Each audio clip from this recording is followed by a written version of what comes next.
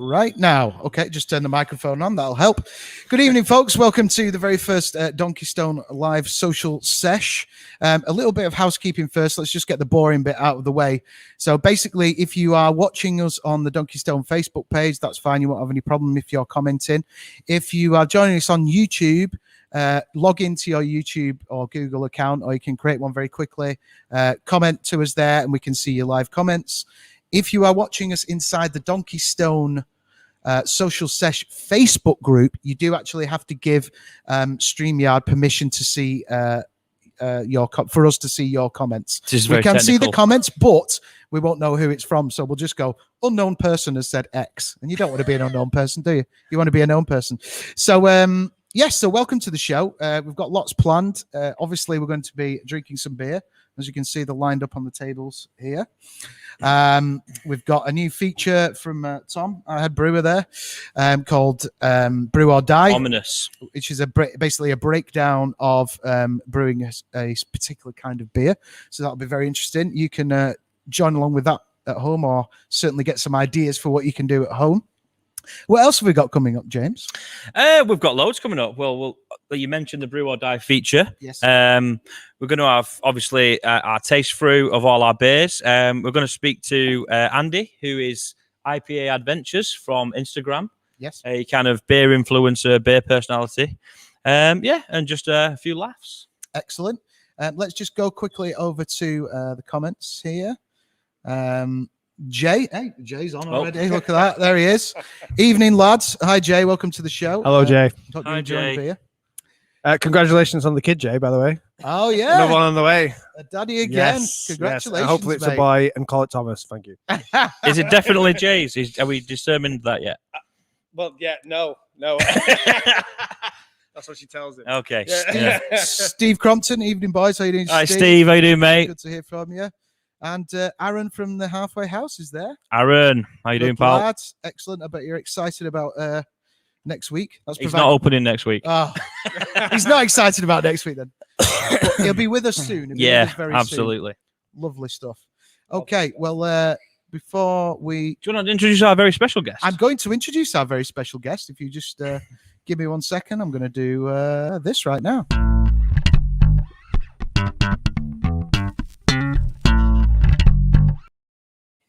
Cool. Ladies and gentlemen, please welcome our first special guest, Mr. Mike Sweeney. Woo. Go on, Sweeney. Here he is. Yay. Have a seat, Michael. Cheers, mate. How's it going? I'm all right, thanks. You know all that stuff you did before about logging in and that? Yeah. Is it Hungarian that you're speaking? I'll fade with the tech. With my phone going, I'll give it a miss. Thanks, Paddy. It was great talking to you. Yeah, that we've got to get the boring stuff out of the way first. Do you know what I mean? No idea what you were talking about. I mean, I would, maybe like 12 months ago, I said, well, being a young guy, I can talk through these technical things. You've got to remember, right? When I was a kid, not every house even had a television. But that's how far back in time we're going. But wasn't the world in black and white then as well? Well, the television was like green. It wasn't even black and white. It was like we hired this 12-inch television from somebody like Radio Rentals because you didn't 12-inch. Yeah, because you didn't buy tellies. I think my phone's bigger than that. Back in the late 50s, you actually rented them from a company because you couldn't afford to buy food sometimes, so you weren't going to buy a telly. Yeah, and you rented this from Radio Rentals, and the screen had like a grey hue to it. Right. But my dad worked something out so that he managed to get us the commercial channel for without getting a proper aerial. My dad was quite handy. He had pirate boxes even then. Well, he had something. Go on. And I remember seeing this advert. You wonder where the yellow went when you brushed your teeth with Pepsodent. So everybody had yellow teeth, unless they used Pepsodent toothpaste. Yellow teeth and green TV. And a green TV. It sounds great. I'd like to go back there, to be honest. No, you wouldn't, mate. Let me tell you now. You know, when you look back in time, so it wasn't that wonderful. Some stuff in the past is wonderful. You look back at some stuff and think, that was rubbish. Don't bring that back ever. So what was the kind of beer that was around then, though, Mike? That's the most important question. I started going to the pub in 63 and I was 15, just started work. And I think it gave me a bit of extra confidence. And I wouldn't advise anybody under 18 to ever do that. It's a disgraceful way to behave. And it's probably only me ever done that. Quite right. All my kids went to the pub when they were 18 and 1 day old. Exactly. I believe I've gone with them. So anyway, so there was a pub called, I think it was called The Railway, near the railway station on Cross Lane in Salford, which doesn't exist anymore. And I looked about 7 years of age when I was 15 and a bit. And this guy, can I have half a mile, please? This guy served me, and I think it was 7p, like three and a bit pennies today. And I think all the beers, if I look back at time, I bet mild was probably only 2.5%. Oh, I think definitely, yeah, that was the beauty of that. Yeah, Yeah. It wasn't. The beers weren't strong. So and I didn't like it, but I knew that you had to like it eventually. Yeah. So I persevered, and I got to like it quite a lot. And then I graduated onto bitter, but I probably didn't go drinking properly till literally when I was 18, because you've got that swagger then. You can go in, you're 18, yeah, I'm 18, right? Whereas if you're 17, 11 months and 28 days, you go in 18, you go, yeah, honest. Yeah. It's a whole different dimension. But the evolution of beer from me being 15, 16 in 63 through to now it's come full circle. It went proper beer in barrels delivered by horses and carts when I was a kid, or Grove and Whitnall's had these electric trucks that they delivered beer on, and it was brewed what now would be a microbrewery. Even the major breweries, they were all over Salford. There was loads and loads of breweries in Salford, and it went to that. Then it went what we call that factory lager stage in the 60s and the 70s. You know, Watney's Red Barrel, Whitbread Tankard, Lager, and the sort of things like Colt 45 and all this factory stuff. Yeah. Went all through that. Then it seems that a metamorphosis took place, and we're now going back in time, and we've got a place like this where you make proper beer, and it's really nice, and it don't taste like factory beer. And I remember the first time I ever had a beer that I thought was different was, and I know it is factory, but it was Guinness. Yeah. Because it didn't taste. Then Newcastle Brown Ale. Yeah. And then I discovered fighting drink. That was a good fighting drink. Oh no, the problem.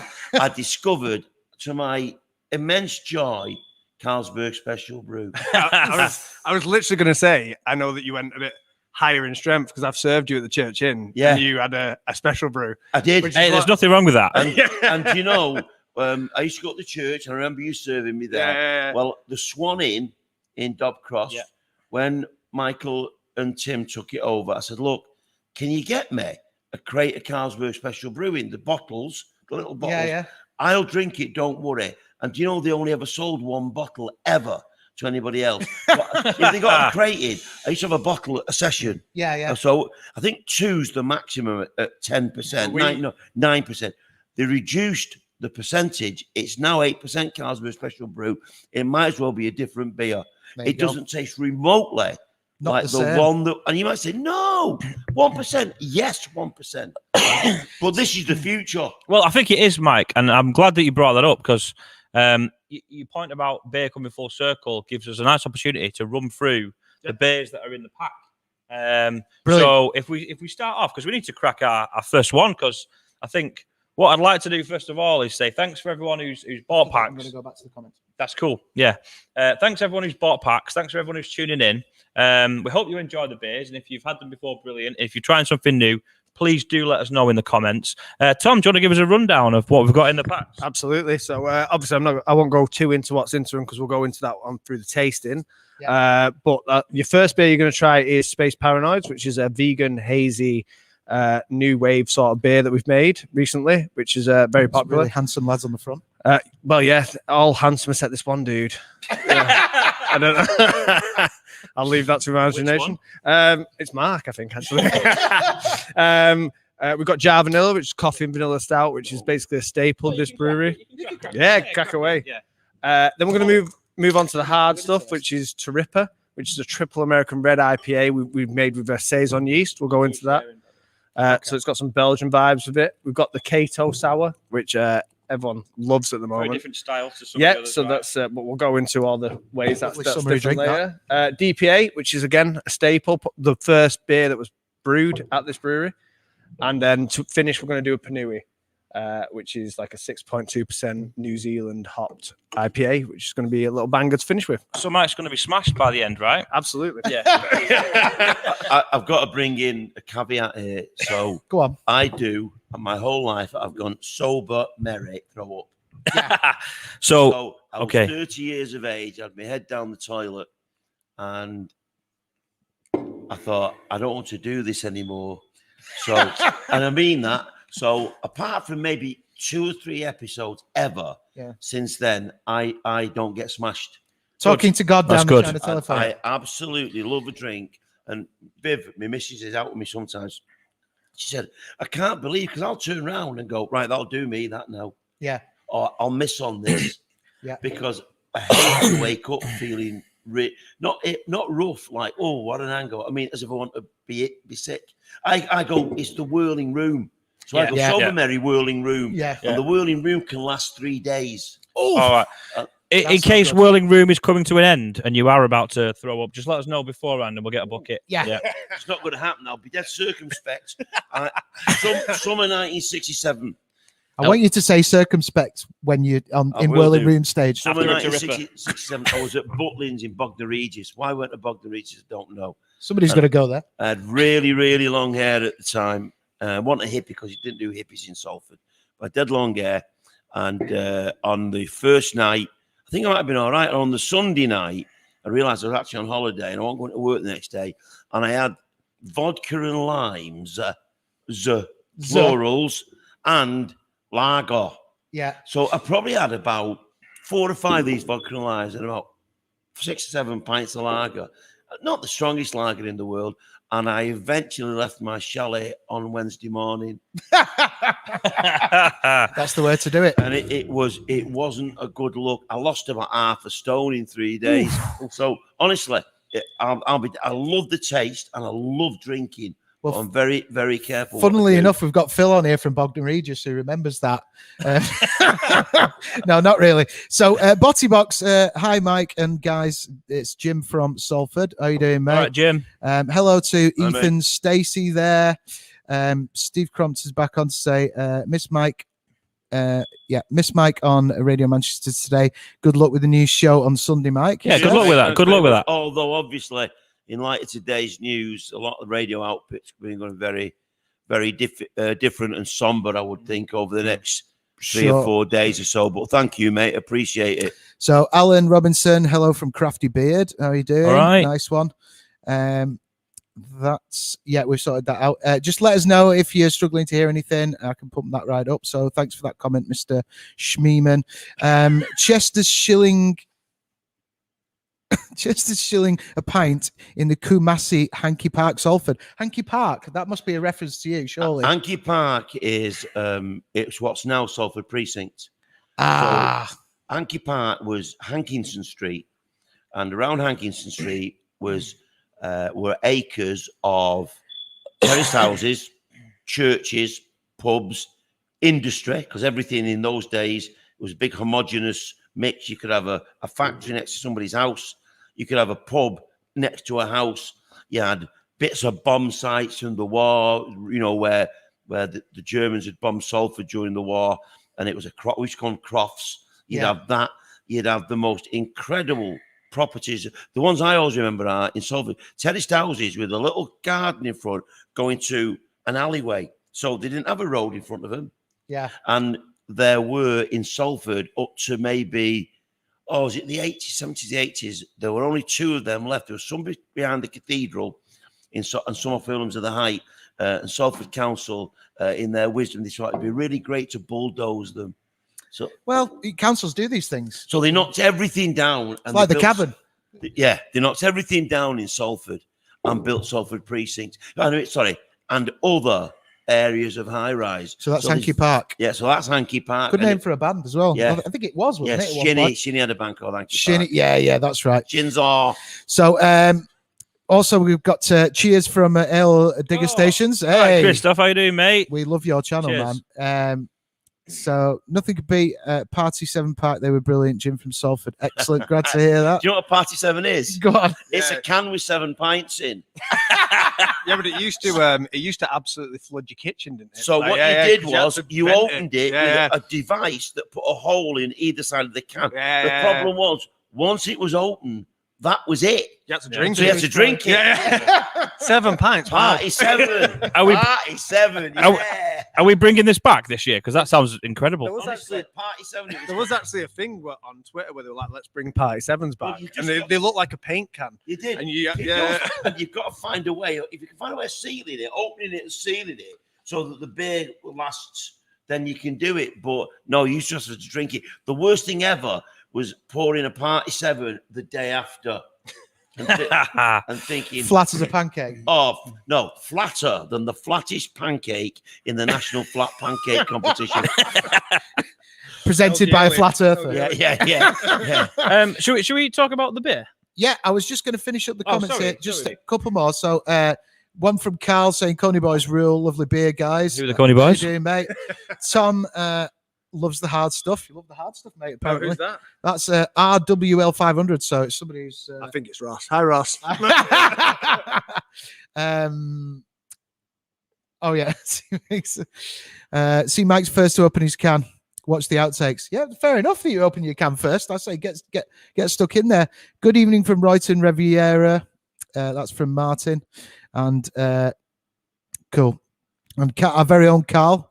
Top line, you lads. Good stuff. Right, let's move along then, James. If you want to kick us off with this kind of first section of the tasting. Yeah, I mean, obviously, I want to pass over to Tom, but obviously, I'm interested to know after Tom has done a little bit of introduction on the beer, what you think of it, Mike? Because is this a style you're familiar with? Very quickly before we do sorry, go that, on. can I just do this?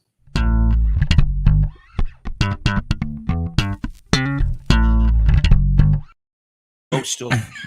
Okay, Thomas, take it away. Space Paranoids. Cool. Paranoid. So, I mean, you should all be drinking this by now. So, first of all, give it a swirl. 100%. So you get very fruity tones there. A lot of grapefruity, maybe a bit of lemon. Yeah. If you guys are getting that, Definitely citrusy. 100%. So this beer was made basically to not be bitter at all. It's a completely pale, well, sort of like a soft IPA, if you will. It was made with Simcoe in the kettle, so we boil it. But we don't actually add any hops in boil. So we drop the temperature down, then we add the hops later, which James did 2 months of brewing with me, so he knows that thing. Know the game inside out. Yeah. So the reason for doing that is we don't want the hops to isomerize, which creates bitterness. So with this, we get the alpha acids with that temperature rather than the iso acids. So it's not going to be a bitter beer. So it's really, really super easy drinking. Yeah. We don't add any finings or anything. We want you to taste it the way it's supposed to be tasted, basically. James, do you want to jump in? I was going to say, like, for us, like, this is one of our kind of drink it in the garden on a Sunday afternoon range. You know, we've got a few at that 3.7 kind of mark as a session beer to enjoy with friends and not have to worry that you're going to have a stinking hangover the next day. What do you think, Mike? You know, say with you three, it's a bit like being a bloke that's never ever seen a train sat with a load of train spotters. And they're all going, oh, the R470 with the 7-carriage pack and the guards van for me was the very best. So I can only see this, you know, as a drinker. Yeah. So I was brought up drinking mild and bitter. Yeah. I probably went off beer during its factory phase, apart from the aforementioned Guinness, Newcastle Brown, and Carlsberg Special Brew, and I mostly drink wine, and I probably come back to beer over the last year or two. So for me, if you said to me, when do you start drinking beer more than you have ever done for years? The Albion tap opening in Upper Mill, and I would go in and have a look at all the stuff. Think, well, I'll try that. And they were great because I quite like a fairly high alcohol beer. I like, you know, 5.5, 6. I'm lovely around Came that. to the right place. So we're moving up shortly. But This is the start. on a Yeah. taste, what I do like with beer, I like it to taste different. I don't want to drink something that tastes they've just made 17 million gallons of it in a vat somewhere. Yeah. So I like. So if you said to me, I got a drink, and I say, "What have you got?" I say, "Well, I've just got this," and you went, and you sat in a garden on a Sunday afternoon. You think, "Oh, I like that." Yeah. But I quite like stuff that's got a tang to it. I mean, you kept saying citrus, so I think that's what you mean. Yeah. I like a tang. I'm not into sweet stuff. Yeah. Really. Do you know what I mean? Yeah. And I find stuff like that really drinkable.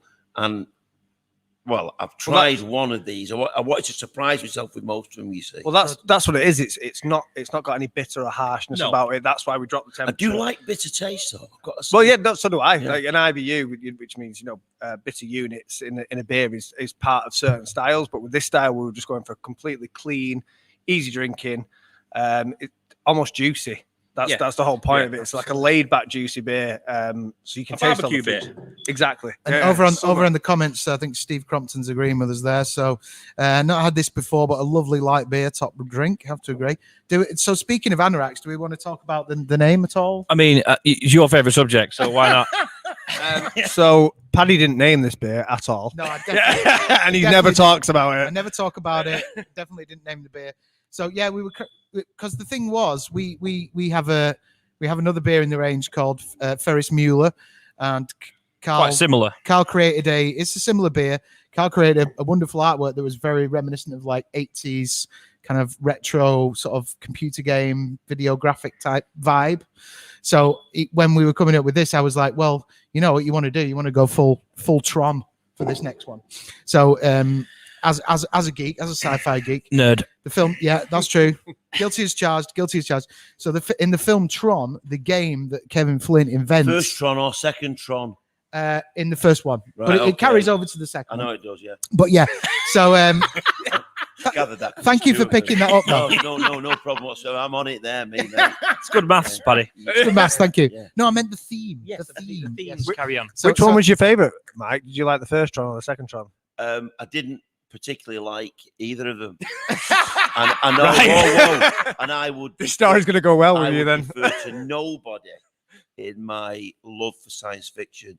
When Yeah. I was a kid, I started reading I started reading, as far as I can remember, back in primary school. So I was reading sort of 6 and 7 and 8 and 9. I remember, and I remember going to the library on Regent Road in Salford, Victorian Library, beautiful. They bulldozed it to make a lovely dual carriageway. Great. How picturesque. I remember going in there, and it was a proper Victorian cathedral of literature with oak walls and a librarian where you talk like that. It was like, and with my library card, and I read every single science fiction book in the kids' library. Right. So by this time, I'm 13, and I thought you were going to say 30 then. and I approached the librarian with my mum came down with me, and she said, "Our Michael's read all the science fiction books in the library. He's read some of them twice. Could he possibly read just science fiction from the adults, so over 15s?" Yeah. So they had a confab and they let me, and that's when I discovered Robert Heinlein and all the classic. I mean, absolute Arthur C. Clarke, the classic. So Wow. I love science fiction, and I've watched it televisually. I've watched it on the cinema, and I've read it my whole life. And I think what I understood with Tron when it was done, that it was limited by the technology at the time. Yeah. And I remember thinking, I'm sorry, I need a time machine. I Not want to for see you. this in 30 years. Yeah. And it was that's why I, to this day, can watch the very first Star Wars with all its limitations. Say, you brought me my dreams. Right. You Star Wars. You've just brought, and the very first ever Lord of the Rings, because I thought nobody can ever film Lord of the Rings. Yeah. You can't. I've read the book, mate. You can't film it. Yeah. And then the technology. Green screen. Do you I was know going what to mean? say, don't get So Paddy that's going on why Star Wars. I didn't. He doesn't I like looked- Star Wars. I Is it? Different looked- podcast I now. looked at Tron and I thought, oh, it's really lovely this, but I'm sorry, it's dead clunky. It's like that tennis game used to play in pubs. Yeah, it is. Dung! Well, that's closely related to this because the game that he invents in Tron is called Space Paranoid. You see? Oh, right. So there you go. Why have all the cans got this lovely rough? Hang on, do it near the We pay the extra for that, Mike. We pay extra for that. It's amazing. Why? Spare no expense, Mike. Because I've got a naked one here. Oh, we've got some comments also about the Space Paranoid. So, I Aaron love at the name though. Aaron at the halfway house is Space Paranoid coming to Keg? I think it would look good on my guest line. We can arrange that. Something for Stephen there. So, also, Cato Sour is delightful. Yeah, we'll be moving on to that very, very soon. I think that's Ross again. Also, Ethan is asking, is that you on the can? I don't know who you're referring to, but yes, it's all of us. That's me. That's James. That's Tom. Sweeney's not on it. We did ask Mike to be on the can, but They couldn't actually. They couldn't. You know, you do like you conceptualize this and distort everybody and make it a caricature. They couldn't actually caricature me. We couldn't afford your image rights. They did my normal face, and people said, "No, it's a bit scary." Your image rights. Your image rights too expensive for us, Mike. You need to leave that off. You're going to scare people. Nobody's going to drink it. Put Mike's ordinary picture on there with a smile. so are we moving on from Space Paranoids before I ask Mike a couple more questions? No, we definitely are moving on from Space Paranoids. Okay. Because my running order is in the bin at the moment. So That's fine. so we're moving on to. I think we should go for because Mike's so excited. Oh, sorry, go on. Yeah, I was going to say let's do one more beer first, and then let's do a segment from Brew or Die. Okay. Yeah. that sounds Okay. good. So let's. I think I was going to do Jar Vanilla first, but I've changed my mind. I've thrown in a curveball, and I think we should go to Ripper. So Because Mike is literally like a coiled spring over there. I am. So when we got together to put this together, and I asked what was the strongest beer, they told me. I've been waiting since then. So it's maybe a week or so to taste this beer. Right. Because I absolutely adore strong. Well, Can I open the can? Yeah, I mean, crack it. Share it between you and Paddy, Mike, and I'll let Tom. I don't like Paddy that much. I think we'll let band together. He traumatized me. Oh, we've got more on that later. that later, So yeah. I'm going to. If you've ever watched Paddy faff about with his guitars, 6 or 7 of them, many a time. and 9 amps and various settings. So the trouble is we couldn't get a big enough ego ramp for the stage, could we? Paddy used to get to the gig a month early. To work out which It's the only time he ever has been early. the PA up and everything. There wasn't one tech in the band, was there? Can I pull this? Pour it. I'm going to hand over to Tom because he's going to give us a bit of a technical spec of this beer. Now, this is not for the faint-hearted. So, Tom, go ahead. So we are definitely going in hard right now with the Ripper this early on, but let's go for it. This is 11%. We've used it's as malty as it is hoppy, you'll find. Yay! So if you have a little taste of that, it's really thick-bodied, treacly, stone fruity. Oh, God, super thick. Yeah, Mike's loving it. It's actually wine. It's not beer at all, is it? So, wine, right? So it's a wine drink. It's got that vibe, but it's got a Belgian yeast in it, so that's that orangey peel that you're getting with it. It's we did like it smells like, to be honest, heaven could be a smell.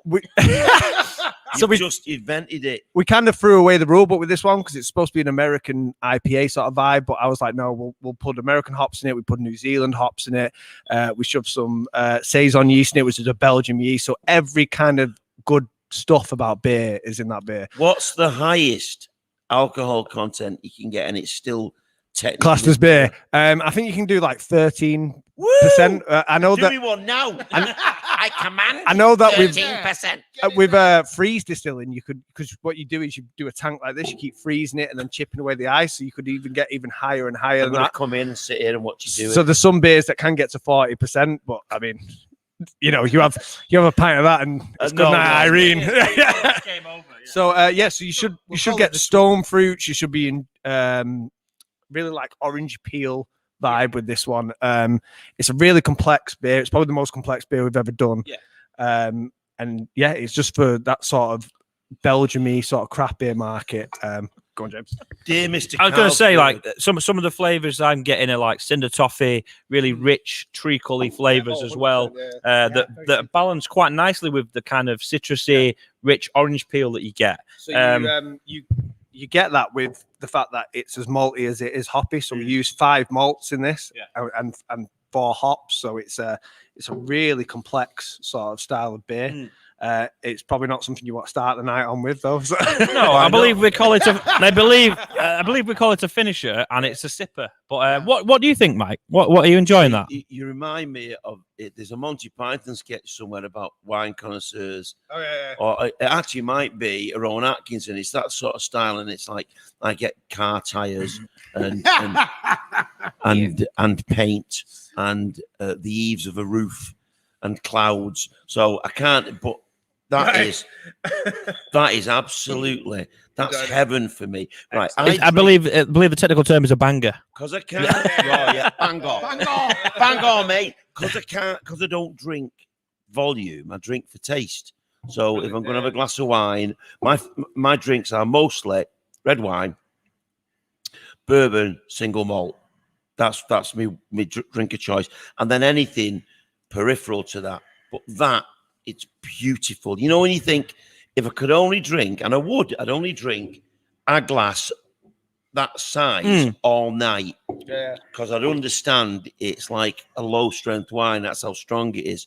But it just, hang on, let me just, right. What it is. I think like what you're saying, Mike, is right. Like the way that craft beer is kind of set up, it's designed to like be drank like wine. You know, like you appreciate the flavors. It's not necking back. Not quite viscous, but it's got going on real physical body about it. So what you say about thick? That's the mouthfeel. So we've added we have the normal malts that you put in a normal beer. It tastes great. But we had oats and torrefied wheat in it. So that's your mouthfeel. So it almost feels like you say thick, but that's what you want, a full body beer. Beautiful. Yeah. See, that to me, I'd sit in a pub with one glass of that. Well, you know what? No offense. In fact, wish I could do it. But you got another pint? Yeah, I'll have another pint. I'm okay. You know, like, yeah. Well, it doesn't bother. You know, Viv's dad's 90 this year, and Viv's dad will drink a pint, then he'll have another pint, and it's great. No, because he can't, and he doesn't. He's drinking conventional beer. I can't do that. I'd sit with that and just savor it. So I'm with you with that. And I drink that with a meal. I like higher strength beers rather than the lower lower volume. So I'm sort of I like 11%. I can't conceptualize it the way you are doing it, because it is just like how do you describe the taste? Well, how do you describe the sound? You know, it's difficult. It's difficult. That is unique to each individual. Do you know what I mean? It certainly is, and that is the best beer I've tasted since the old 9% Carlsberg Special. Woo! Right, that's going on the label. That's going on the label. That's going on the label next time. Did you know the history with Carlsberg Special? Winston Churchill visited Germany, and this is 52-ish, I think, after the war, when suddenly we were all sort of trying to become mates again, which is fair enough. And it was conceived for him.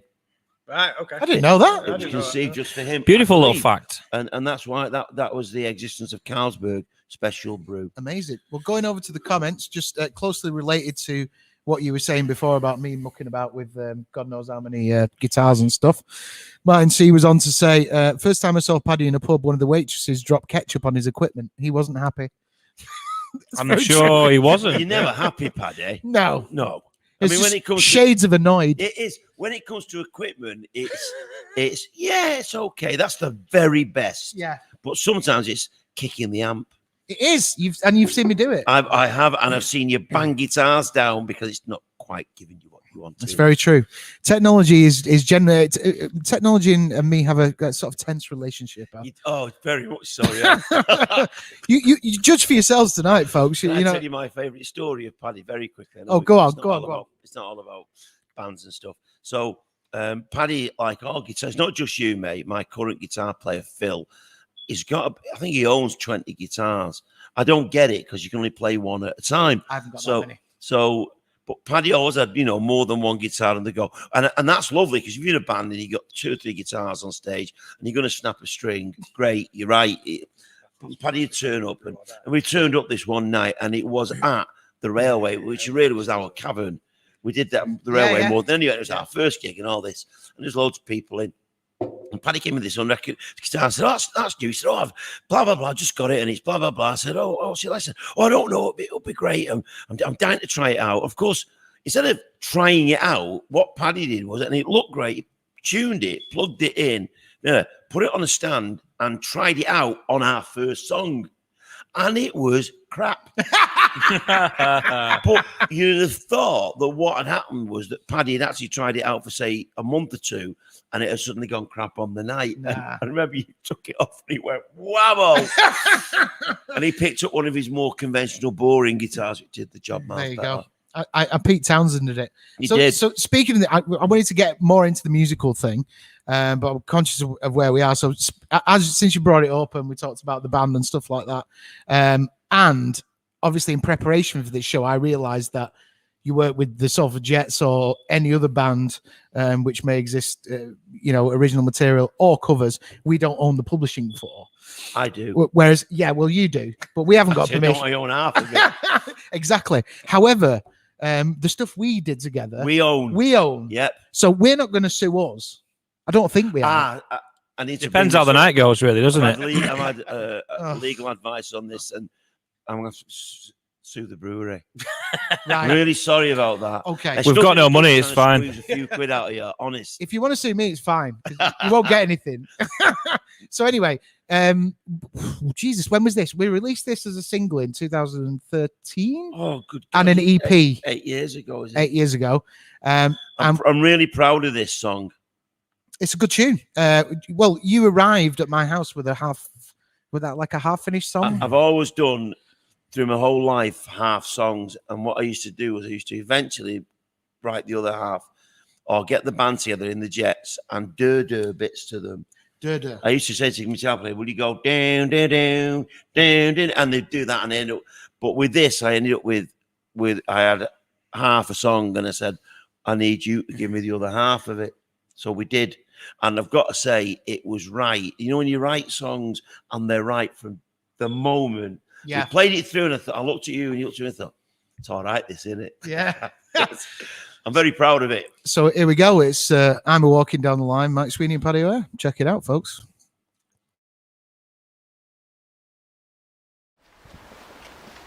I'm here for a minute, and I'm going in, all right. Sorry.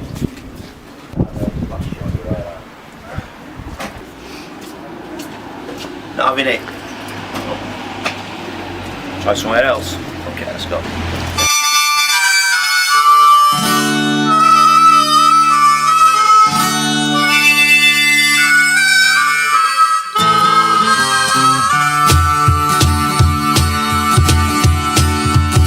Well, I'm a walking down the line.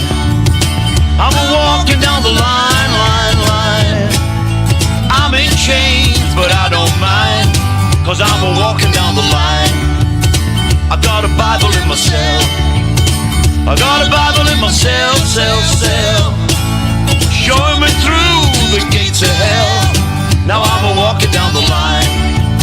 I snap a pistol in your face. I put a pistol in your face. You say just one word out of place, then I'd be walking down the line. I shot my best friend down. I shot my best friend down. I put him 6 feet under the ground. So I'm a walking down the line.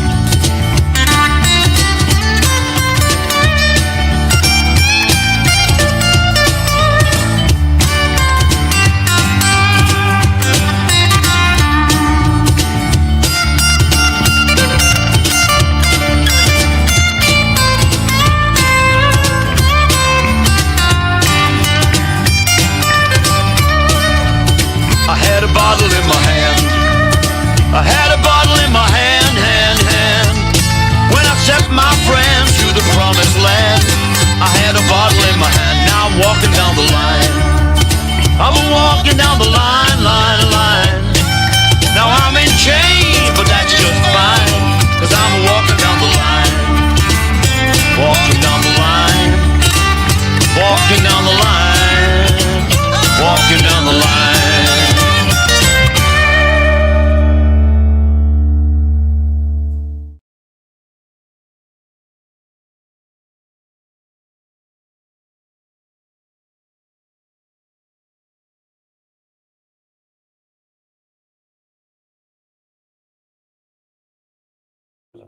So just a little note from me. I'm not sure it's still available from all those platforms, but you can certainly rewatch it on YouTube. I'm well proud of that. It wasn't a bad video. That We did the video in video terms in seconds. I mean, we literally went in, shot it, little bits and pieces. But I mean, we were in is it Jackson's Pit? We're in Jackson's Pit and around Saddleworth. But do you remember those little sections in between? Yeah. Why we actually did that? Because I discovered halfway through the video shoot that we had like a plot hole. So because me and you were outside the Swan, like saying we've got a gig, neither of us have got guitars or something. So I was like, no, or I've got mine. And then we get to the railway and I was like, you've not got your guitar for the end bit when we're on the railway line. So I'll go into the railway and pretend that I've found your guitar in there. So I hand you the guitar, and that was all because we didn't storyboard it or anything, did we? It was storyboard it. It is what it was. Yeah, so we just did it. So right, James, what are we moving to? We're going to well, we're going to try our next beer. Let's do our next beer. Yeah, definitely. This is the one that Mike's actually pre-tried as well. I have. I didn't want to do a load because of the fact that I would end up coming here and talking like that. Exactly. And then going home and being sick, which is not a great way of doing a performance. Is it? Just quickly just before we do that, we'll just quickly do the comments as well. We had a comment saying, obviously this was about Ripper. It reminds me of Bonfire Night. I think that's nice. I think that's really nice. Nostalgic. Pip was on to say, "Hey, show guys, show us what the cans look like too, because the designs are amazing." We could potentially do that. We're a little bit far away. Throw them up to the camera. Yeah. Should have prepared. Are the higher strength beers to be drunk cold from the fridge? One for you, Thomas. We would recommend. I think so. But some people say that they prefer a room temperature IPA, but I personally think if it's colder, the better, personally. Yes. I'm in agreement. However, I would say some of the stouts tend to liven up a little bit after they come out of the fridge and they've been sat for maybe 10 minutes, just so that they lose a little bit that chill. But that's just my personal opinion. Absolutely. Like I say, don't drink them at one degrees. Yeah. Definitely don't do I that. don't like freezing beer. No. Cold's great. The only time you should have really cold beer is on a beach in Greece when it's about 102 and they've got a bottle of beer in the fridge, lager from Greece, and the glass has got ice on it. Perfect. That's yes, the only please. time you drink like that. So that is a beautiful way to drink. Mike, don't throw holiday dreams at me right now. Don't do that right now. James is having a kid. He's not going on holiday for years. I'm not going on holiday for a long time. So just a couple of comments about the tune as well, Mike. Martin was on to say that's a tune. Thank you, Martin. Rachel enjoyed that. Brilliant. Really enjoyed the track from Jim. How much have you paid these Thank guys you for very that? much. I don't even know these people. It's amazing. I paid them earlier. Great track. I sent Viv out of their house. Said Paddy's mum. Steve Crompton says great track. Steve Crompton says great track. Facebook user, I'm sorry, you need to give your permissions to StreamYard. Good tune. I still have the CD. I bet that's Bruce or somebody. Aaron from the Halfway House says reunion, Paddy and Mike? ? Whoa. I can't say we'll never do one. To be honest, part of it's laziness from my point because Paddy's a grafter. It's true. I'd have to learn words again. First time he's been called that. I think in a perfect world, I would love to do one more Mike Sweeney, Paddy O'Hare gig. Actually. Oh, I mean, remember please. everything or not. That's the problem. We'd all love to see it. You wrote in the first place. Yeah, that's it. Because if you've not recorded it, you don't remember it. Yeah. I tried to play some of the stuff the other day that wasn't on record. Yeah. I can't remember the lyrics. I know. What Some did good I write? some good tunes there as well. Right, crack your next beer, lads. Cracking on to the next beer. What's Here next? we go. We're on the Jar Vanilla. Vanilla. It's just the coffee and Coffee vanilla I've done stout. this one, so I don't have to drink it. Right, fair That enough. way I'll Paddy, start over. it's all Yeah. you, Paddy. So, Thomas, do you want to give us a bit of a rundown You of could Jar crack on Vanilla, with the please, mate? Tripper. Yes. Pardon my language. I was just blinded by the interview chat about music. I forgot we were on a beer podcast. Yes, this is Jar Vanilla. It's one of our oldest beers. Well, I say the oldest beers, and one of the first beers that we made here that gave us a bit of a name. Absolutely, yeah. It's a cool stout that basically stout base, 5%. We've got some chocolate malt. We've got some black malt, and we've got some wheat malt, some oats. Just really thickens it up a little bit.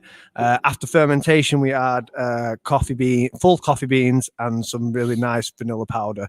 We let that settle, then we cask it off, or we can it. It's a really nice sort of Tia Maria vibe, I always think. The espresso martini of craft beer. Absolutely, yeah. With the style. I've got to interject. My amazing Mrs. Sweeney, Viv Sweeney. Yep.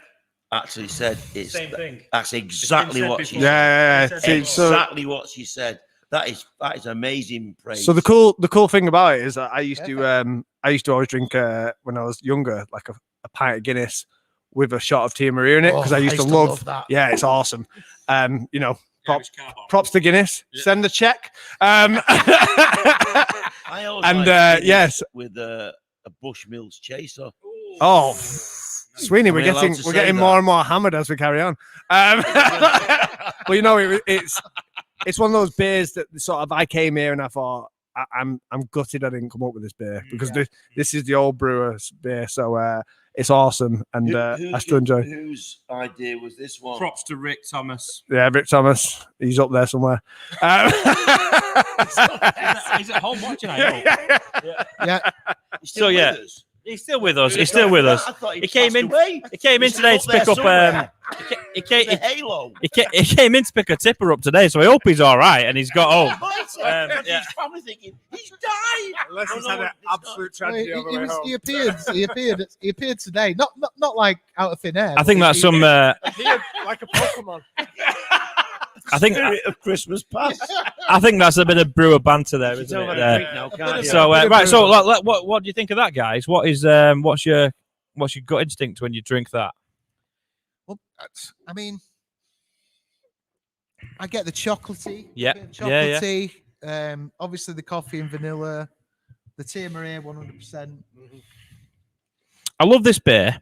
I love it dearly, and it means a lot to me. However, I can't get away from. To me, it's a cask beer. Yes. It's a cask beer. And in a can, it works fine. But in a can, it's not the same as you get from a nice, lovely, hand-pulled cask. Yeah. It's something quite incredible. It's really special on cask. It used to be my favourite breakfast beer. Get James's vibe with that. So in cask, it is better. It's also good in cans, so please buy it. Yeah, but please buy it, yeah. But no, the best time to have this beer is in cask, but in can it's also quite 100%. Decent. So we've got a couple more comments before we move on to your first brew or die segment, and then just to let you know, guys, that our second guest is in the waiting room. He's in the green room backstage. He will be joining us very soon. I thought of the beer, please. Go please, on, tell Mike, us what please. you thought. Oh yes, too late now. No, it's not. It's never too late. Ginger orphan. Go on. So in the corner of the orphanage, nobody wants him. Ginger from Salford. Who knows? Yeah, because you pre-tasted it. Go on, Mike. It was beautiful. Oh, I'm glad you like it. Stout, but I absolutely agree with you. It needs to be pulled from a pump with a bit of a creamy head. Body. Yeah. And I poured it at home a bit too quick, and because it's from a can, that head's not there, that cream's not there on the top. Give the can a little shake; it will help. Yeah, and I think you don't think of that. You just think, no. In fact, you pour it a bit like that. But you're quite right. I love it. I love stout, mm-hmm. but I remember like when I was a kid, think milk stout type beers. Yeah, but to have that with strong, is it 5 and a bit? Yeah, it's 5.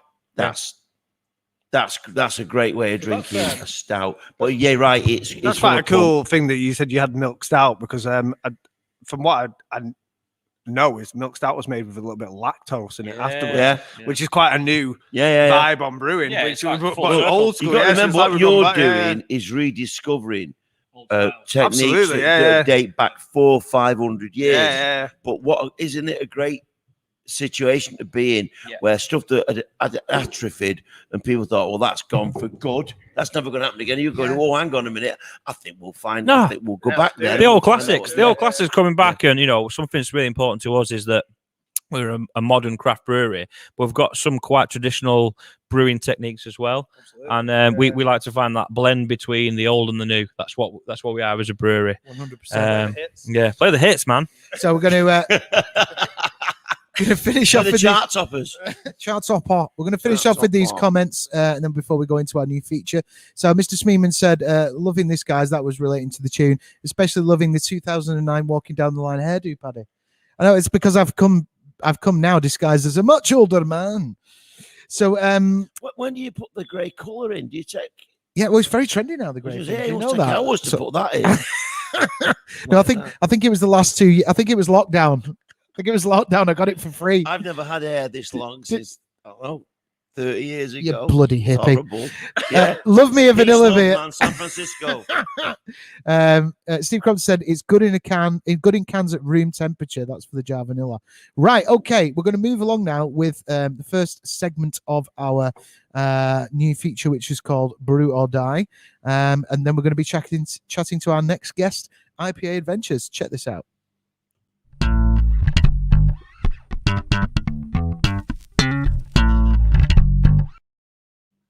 Action. Welcome to the brewing section of the social sesh called Brew or Die. I'm Thomas Phelan. I'm Matt Robinson. And I'm Ash Kelly. And we're going to show you how to make a sour. So a sour is something that homebrewers don't usually touch on. Not a lot anyway, so we're going to make one today. So, 21st of June, you guys are going to be out in your neighbour's garden. It's going to be getting late, the sun's going to be going down. You're going to think, what should we have? And you're going to have homebrewed a sour. Oh, And no one's going to be like, they're going to be like, wow. So we're going to mash in right now. We've already pre-prepared this.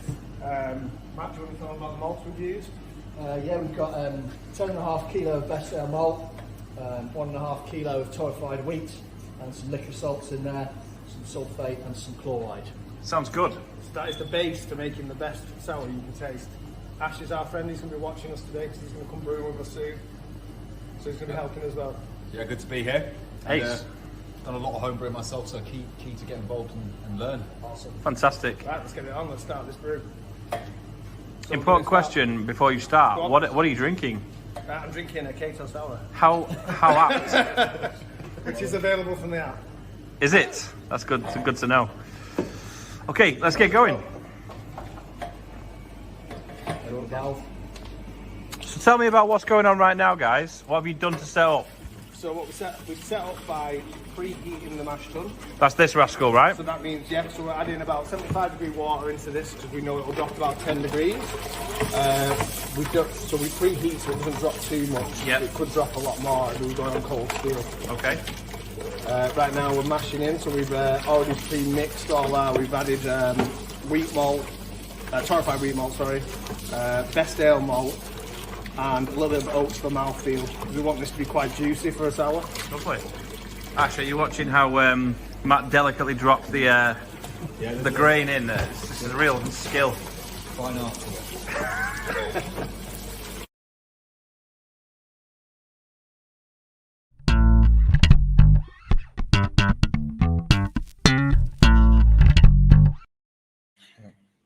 Beautiful. And what's this doing in the process? So right now, we're going to leave this, once we've mashed this in, so we make sure it's all mixed in, no lumps. Yeah. We're going to leave this for an hour, just like Yeah. you would on the big kit. Yeah. That's going to get all the sugars that we need for our gravity, which defines our end alcohol volume, and all the proteins that we need. Also, it's going to add body and mouthfeel. Sounds good. And as a layman, what's the difference between kind of like a regular beer and a sour? So with a sour, we're going to take it to the kettle stage. Yep. We're going to add yogurt to create lactobacillus, which we'll go into later. Petit Falou. Well, it's a live natural yogurt. Oh, fantastic. And then we're going to walk away basically for 3 days. We're just going to leave it. Wonderful. Easy, this brewing lark. So we've got a I don't regular. know what you're worried about, Ash. Yogurt. We've just got to make sure we regulate the temperature so it doesn't drop. So lactobacillus works really well between 28 degrees and 30 degrees. Beautiful. Beautiful. And then you fruit it afterwards in the FD. So you can do whatever fruit you want. Sounds good. We might need to step this up a little bit actually. Sorry. Oh. Yes, so Can I ask then, Thomas, if you are a home brewer and you're looking to get into sours, because Yes. like you say, not a lot of home brewers do sour beers, this is a good sort of base sour, and then you basically, to add your flavours in So afterwards. you can add your flavours in afterwards. This is just going to get you the sourness. So what we'll do is we'll pick back up after we've mashed this bad boy in. and then you can see what the next part is. Brilliant. Thanks, Tom. Sick.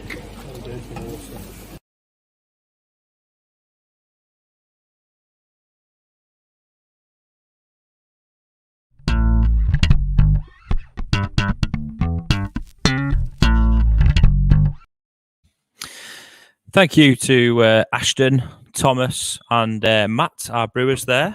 I'm now going to introduce our second guest of the evening, which is Andy, IPA Adventures. How are you doing, Andy? I'm great, thanks. How are you? Excellent. Listen, mate, thank you so much for joining us tonight. For those of you who don't know Andy, he's a beer personality, or, well, I don't know, an influencer, I guess, on Instagram. How are you doing? And like, what have you been up to during lockdown last 12 months? Well, I've been training very hard actually, as well as drinking plenty of beer because Good balance. I'm also an athlete, so I'm a long distance runner. I've been training a lot every day, working from home, and enjoying a few beers most evenings. I'd say a couple of beers each evening. Living the dream, mate. Absolutely living the dream. So let's thank you again for joining us. Let's crack on with a beer. Have you cracked your Cato Sour yet, or are you waiting for me? I have actually. I did great. crack it in anticipation. I'm going to catch up. So I'm just pouring mine out. So this well, I've just poured that all over the floor. This is the first sour that we've actually done as a brewery. You know, and I think for us, doing a sour was quite a big deal. We're in a kind of semi-rural area of the country in Saddleworth, and I know that you've been up to the brewery. And you know, there's not really been many craft breweries around us. So a lot of our customer base may or may not be familiar with this style of beer. So we kind of came up with this concept of doing like a session sour, and definitely an entry-level sour that would allow our customers to try this style and enjoy it. But yeah, it's one of my favourite summer beers this year. I think this is going to be one I go to. What do you think? Yeah, for me, this is one of the best beers I've had from you guys. I absolutely love it. I think it's fantastic. I think, you know, it is an entry level sour, but it's medium soured, so you do get a really nice souring out of there. It's really nice and tart. You've got that nice acidity. The raspberry, it comes through really nice sweetness to it, and the lychee as well. It comes through. So I think, you know, everything's, you know, it all comes together really well. 3.5%. You know, you could just, you know, absolutely, like you said, you could just drink these all day in the sun. It's a great summer beer, really good sessionable beer. And I think, you know, it is the type of beer that's going to be a great entry to sour beers for a lot of people. Absolutely, I think that's definitely the way we were pitching it to you know, ourselves and us stepping into this kind of new style for us. It's inspired us to kind of come up with a range. You know, that Tom's been working hard behind the scenes. Part of the Brew or Die feature that we'll be looking at tonight. We've just had the first video. We're looking at different flavors that are going to combine well for sours, and Tom's come up with some fantastic ideas. I think the next sour release that we're going to do in the Cato range is going to be blueberry and vanilla, which is a lovely balance between that tart blueberry and that like really rich vanilla with the sour. It just seems to like really bounce off each other really well, and I think it's just really excited us for what we can do with this kind of style of beer. And you know, as we're moving into the warmer months as well, I think that you know, beers in the garden and barbecue beers and, you know, sessionable ales are going to be what sells really well. So we're really pleased with this. Blueberry and vanilla sounds, you know, that's a good combination, and yeah, I'll be excited to try that one. Obviously, yeah, you'll probably get a little pack from us in the post. Okay, well, in terms of styles of beer, Andy, I'm interested in to know what you usually go for. If you're in the craft beer shop of a Friday evening, what are you picking up from the shelves? Yeah, despite the fact I'm an athlete, it's generally high ABV for myself. Low volume, high, yeah. I'm a huge fan of dippers and tippers. Lovely. I'm also a huge fan of imperial stouts. I rarely drink a stout unless it's over 10%. I really, I always gravitate towards high ABV stouts. And sours, I'm more across the spectrum. I enjoy sours that are 3.5%, 4%. I really enjoy some of the higher ABV sours, the 8-10% sours, if it's done well. Absolutely, yeah, definitely. But really, with IPAs and stouts, it's for me, it's all about the higher ABV beers with plenty of flavour, big, bold, punchy IPAs, and very sweet imperial stouts.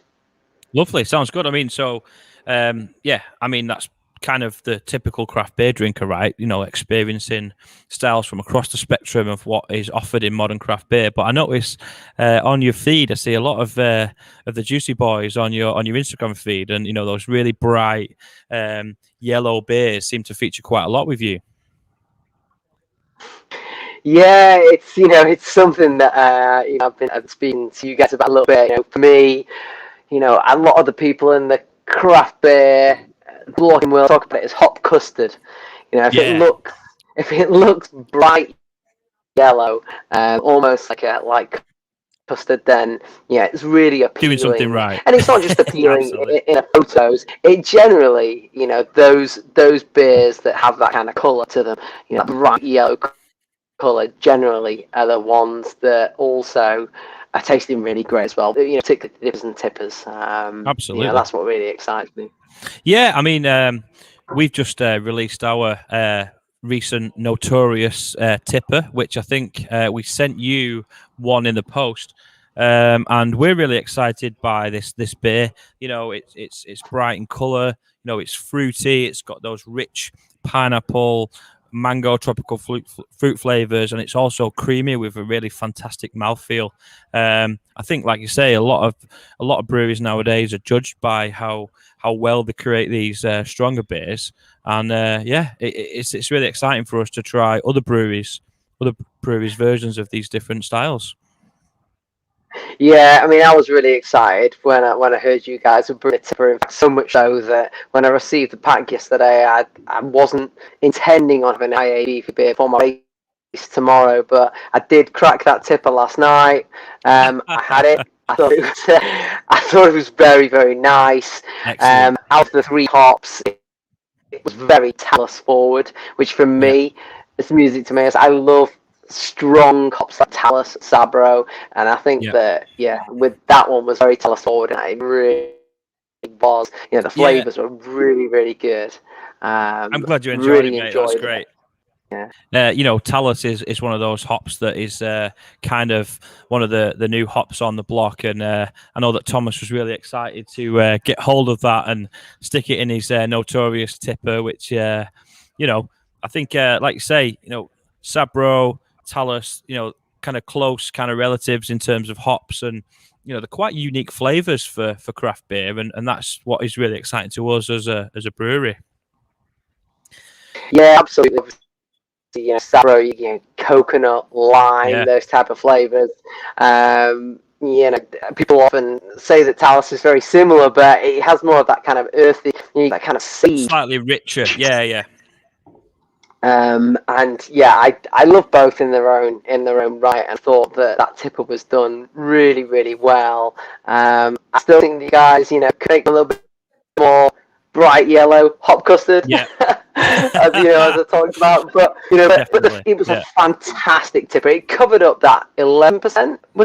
It's 11%. Very, very well, and I think that's the beauty of something like a Talus hop. It covers up the ABV really well. So you can drink an 11% beer, and it you wouldn't know it. And I think that's the beauty of that beer. It's really good. Definitely doesn't drink its ABV. So, can I ask you about your glassware? Because your Instagram features some of the most outlandish and cool glassware I've ever seen. Where do you get them all from? Yeah, I've spent, the best part of 3 years blogging on Instagram, finding, the most wacky and interesting glassware that I could find, just because I think, it brings out the colour in the beer. I kind of enjoy the kind of art form of posting the beer in these wacky glasses. I think it just makes my page a little bit unique. And some of the glasses are just from, places like AliExpress, get from China, shipped via, some of them from eBay. I've got a fantastic site that do pewter glassware made of English handmade pewter called A.E. Williams Pewter. Oh, cool. And they're really brilliant. They did a lot of the stuff for Game of Thrones that they use on the set there. And this handmade English pewter, they make fantastic bubble stuff got, and they're brilliant. And then, some of the more sort of wacky stuff, like some sort of bottles that are shaped like a star or a horseshoe in there from a place called Woodclaws. It's a European site. So lots of different places that I get the glassware from, even some charity shops. I'm quite keen on using things that aren't necessarily strictly, beer glasses. The usual places. Like just wherever you can find them, like a treasure hunt. Yeah, absolutely. So it's some of them are £1 from a charity shop, and some of them are more expensive. But anything that really sort of makes the beer colours pop out and really look nice. That. Awesome. So, if I could ask you a little bit about some of the beers you've drank over the last 12 months, I guess we've all been at home, we've all been kind of, isolating to some extent. What beer sticks in your mind as one of your beers of the year from the last 12 months?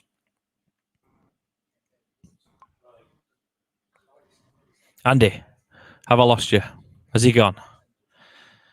Hold on 1 second. Paddy, I think I've lost Andy. Can you come and have a look for me? Yeah. Does it need refreshing or something? Sorry, guys. Maybe something on his end.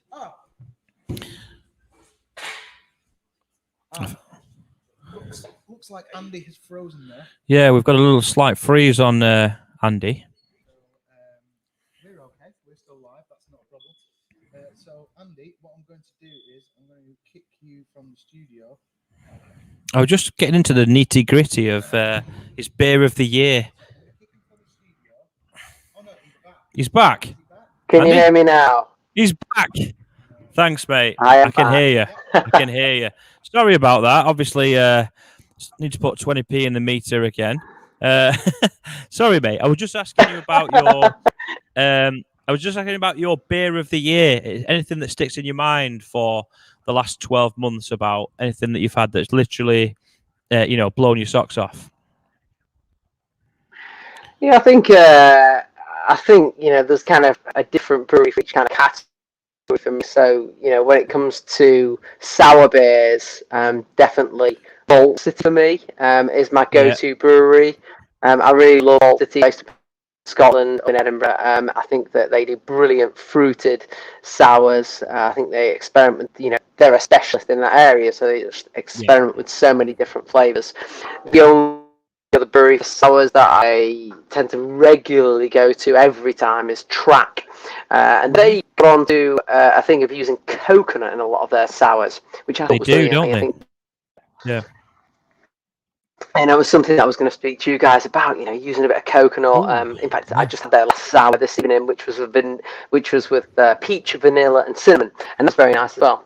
So, they tend to throw some different adjuncts in there, which I really like.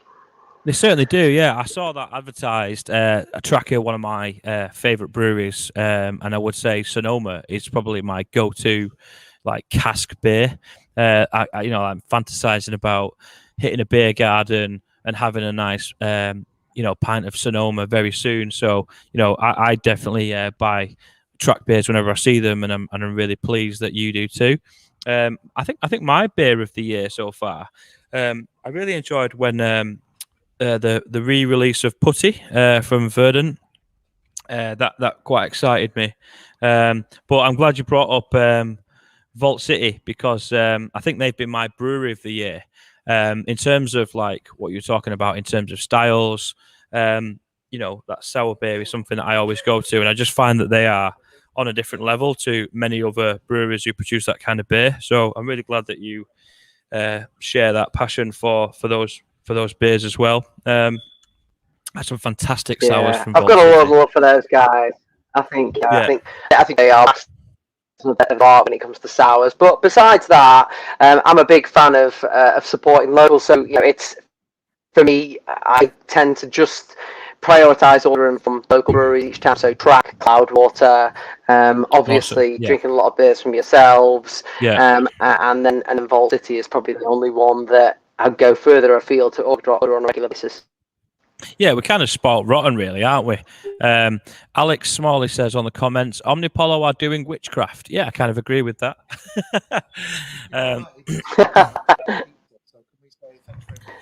Yeah, thank you to Alex for providing some pizza tonight. They do some interesting stuff, but it's quite highly priced, so it's quite difficult to justify too much of Omnipollo, I think, over here.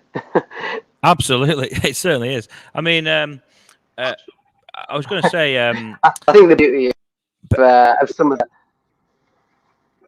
Oh, there's some crazy beers. I mean, I feel like locally we're spoilt rotten for breweries. There's so many fantastic breweries in around the Greater Manchester area.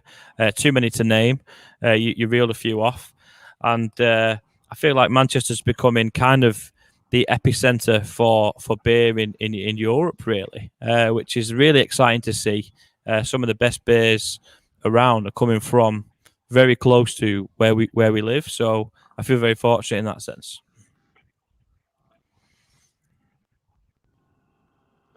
Yeah, absolutely. I think Cloudwater and Track now known for producing some of the best dippers and tippers around, and I mean, Cloudwater stouts have been fantastic. Like my continuous improvement, that range is brilliant, and their barrel aged versions of those. So, there's for me with the delivery charges being, I think it's free over £20 for Track, free over £30 for Cloudwater, national over £25 for Vault City. That's why I tend to gravitate towards those three guys. Yourselves, maybe some of the local breweries, and really, I didn't look too much further. No, awesome. Well, great. Listen, I'm going to put you on the spot. Imagine the scenario, Andy. You've crash landed on a desert island. You've got one pallet of beer that washes up on the shore that you can drink for the rest of the week, the month, whatever. What are you choosing? What's your desert island beer? Well, I'm probably in that weather not going to be drinking Imperial Stout or a Dipper. Yeah, it can't be Evian. So if it was a cold environment, I might have a different answer. But in a nice, in a warm environment on a desert island, I'm going to say it's going to be Vault City's pear and vanilla sour. What a shout! What a shout!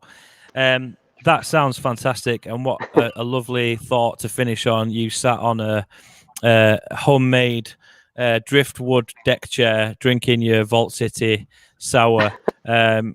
Listen, mate, I really appreciate you joining us. Thank you so much. Running laps around the island. Oh, you'll be doing loads of laps around the island, and I believe you're doing a run tomorrow. So good luck with that, mate. Don't drink too many beers tonight because you'll be. Thanks very much. You'll miss your PB. But listen, I appreciate you joining us tonight, and enjoy the beer that we sent you, and thank you very much. And I'm sure we'll speak again soon. Yeah, absolutely. Thanks, guys. Appreciate it. Cheers. Thanks, IPA Adventures. Cheers. Thanks, Andy. Thanks. Go to the comments, Bye. I want to eat some pizza. That one's live. Centre for craft beer in the world. Rachel's saying, like the $7 honeycomb beer. Yeah. Mike, if you, well, I'll tell you what we'll do. Mike, come and join us. And just while we're enjoying a little bit of pizza, we're going to give you another segment of Brew or Die, I think. That takes us to chapter 3. Yeah. Bro Die. It's going to be a...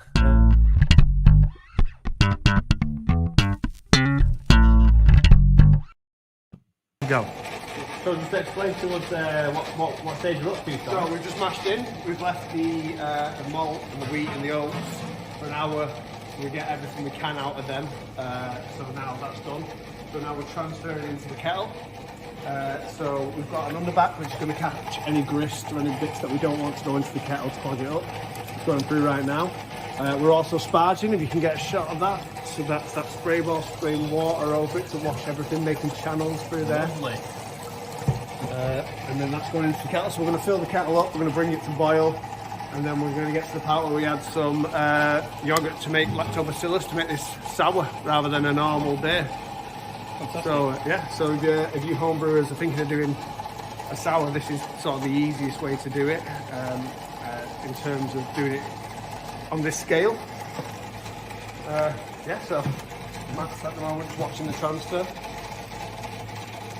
Fantastic. So how long will this process take? This is going to take about, well, on this scale, it's going to take probably 20 minutes to half an hour. Yeah. Maybe even less than that, whereas on the big boy, yeah, it takes roughly 2 hours to do. Cool. It's more fun on a little scale. Yeah. Easier to manipulate all the different controls and yeah. Cool. Good work. One of my favourite brewing words as well, I have to say. Spouging. Sparging. Yes, sparging. I always mispronounce it as spouging. It seems natural, spouging. Sparging.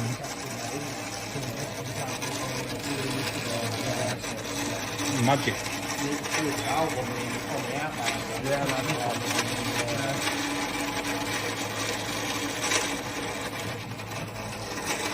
So cool, so next point is going to be when we bring it to boil. So then we'll shoot forward and see that brew or die. The 2, 3. Cool. So we're at a boil now. If you have a look, that is a rolling boil. So it's all mixing in with each other. We're going to boil that for an hour, so it's nice and sterile.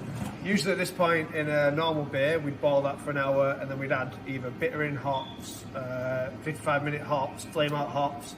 We're not going to do that now because we're making a sour. So what we're going to do is boil it for an hour, then we're going to drop the temperature down using the heat exchange, then we're going to add some yogurt to make lactobacillus in the next couple of days. So it's different, bit of a different brew, and there you go. So that's it for now, and then we'll meet up again when it's time to have the yogurt. Oosh. It's well hard, yeah. Oh.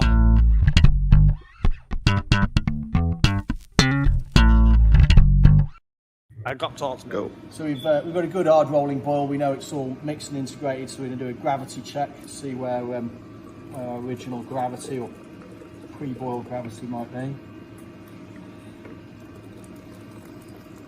I'll take a good sample from here and then we'll cool it down. Find out where we are. Cut it and go over there. Yeah, sure. So explain to the layman about gravity. So to work out the final alcohol content of the beer, you use the original gravity and the final gravity, and then you can do a calculation to see how much of the sugar is reduced of each and how much is being converted into alcohol. So we'll cool this down to 20 degrees. All our thermometers are best at 20 degrees centigrade, as most of them do.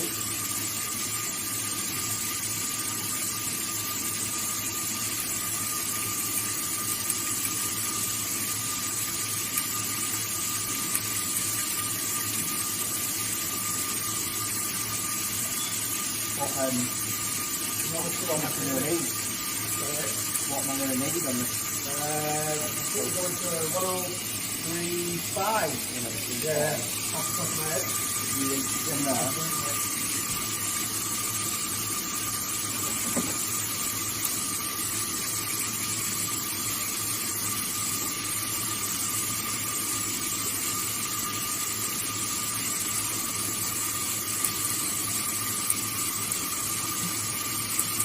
This is the go-to to get cooling down some water.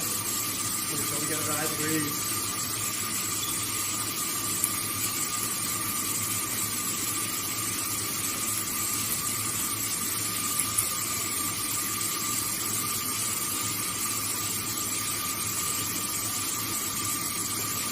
There we are.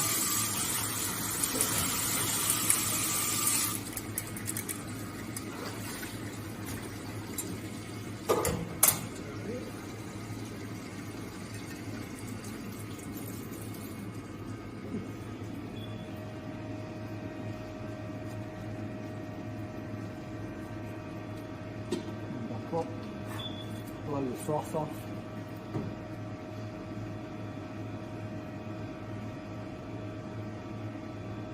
Where we at, Matt? It's a bit high that. 1036.2, I think that's settling at. Got the digital thermometer, I'll just check the temp on it. Yeah, that's absolutely fine as well. 135, I can still make that work. Yeah. 36.3 at the moment. Settling down a little bit.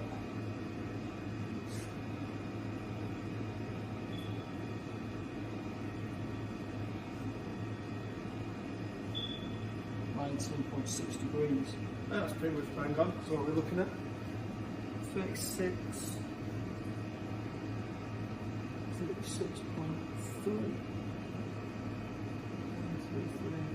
0.4 actually. 1036.4. Let's go. So we might look back a little bit. Yeah. Just so we can get a more accurate, because we're going 3.5%. So we'll probably add some water in so that it waters down that gravity reading. Cool. Nice one.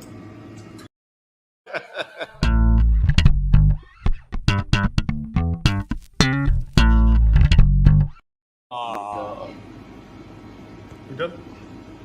Right, cool. So here we are, we're at the end of boil. So what I've done is I've ran the wort through the heat exchange, back out around here, to cool it down to 30 degrees. So obviously you can see it's not boiling anymore. That's my temperature probe. So I'm about to add some yogurt in this to create lactobacillus. Thank you very much, Paddy. We're just going to add this to it and give it a mix up, and then we're going to leave it. Paul, will you grab that little panel? So that's literally live yogurt going in.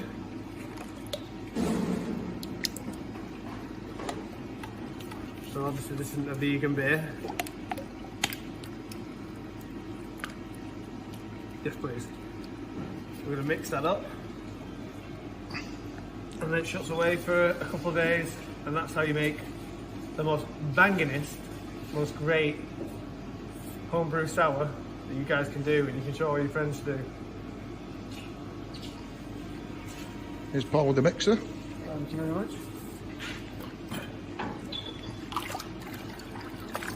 A little mix. So the next time this cuts, you'll see me in about 3 or 4 days. And we'll do a pH reading, and then we carry on. Brew a day. So much truth in that comment. Yeah. Is it on? Recording. Yeah. Right, so last time we saw us, it was Sunday. We're now on Friday. We had the yogurt to make lactobacillus. So you can see we're just boiling that off now because we've soured enough. Our pH is right, and it's boiling away to kill all that off. What we're going to do after this is we're going to finish the boil, run it through the heat exchange down to 70 degrees. We're going to add some citra hops just to give it a little bit of flavour, and then it's going to go in the fermenter. We're going to ferment it down and add some flavouring after that. So that's how you make a homebrew sour. Are we back? Welcome back to the show. We're back. Guys, thank you so much for sticking with us tonight. And thank you to Thomas for the Brew or Die feature. I hope you've all learned a lot about brewing sour beer. I was just saying I looked a little bit heavier there. So it's been a tough 12 months of lockdown lumber. One comment before we so, from Steve, loving Brew or Die. I'm a materials chemist by trade, so relate in my own way to the ABV testing procedure. I'm certain you do, Steve. Yeah, top bloke. Okay, so a little bit from me now. As you all know, it's been a very strange 12 months over the last year. Our brewery has been through the mill and back. We've really had to adapt and change quite quickly to the changing circumstances. And, at one point back in kind of March, April last year, we were delivering sausages and bacon and milk, as well as beer and gin and wine. But we just made it work. We just made it work, and we teamed up with a local bakery, a local butcher, all sorts of different businesses that are vital to our community to kind of help and really just make sure that everyone in the community who was isolating was going to get what they needed, and we knew that we could help with that. And we're still here, and we've got some really exciting news because we're actually moving to a fantastic new facility. So this is our big announcement. We're moving to a new brewery on Wellington Road, just in Greenfield, down the road. But it means that we've got incredibly exciting plans to expand and to create incredible, fresh, amazing beer that everyone in Saddleworth can be proud of. And it's something that is our mission to do, really. But what we need is we need your help and we need your input. So if you've got an idea for what you want the next step for Donkeystone to be, please let us know. Drop us a text if you've got our number. Drop me an email. Give us a call. However you Facebook message. We need the people of Greenfield and Saddleworth to help us achieve our next part of our dream. Yeah. And by doing that, we can make this such an incredible business for Saddleworth and the wider community to enjoy, because we love being from here. We're all from the area. We're Saddleworth born and bred, and it's really important to us that the people of Saddleworth come with us on this journey. Now, next week we're going to launch our crowdfunding campaign, which we've aptly called the Family Stone, because that's how we see Donkeystone and our fans and supporters. We are a family. So there are going to be some really exciting and interesting ways in which you can interact with us, and you can help us get to that next stage. There's some unbelievable incentives for how we can get you involved in the business and how we turn our dreams into a reality. So, things like this are the start of that. And what we want to do is just take our business to the next level, and we want to bring everyone in Saddleworth with us.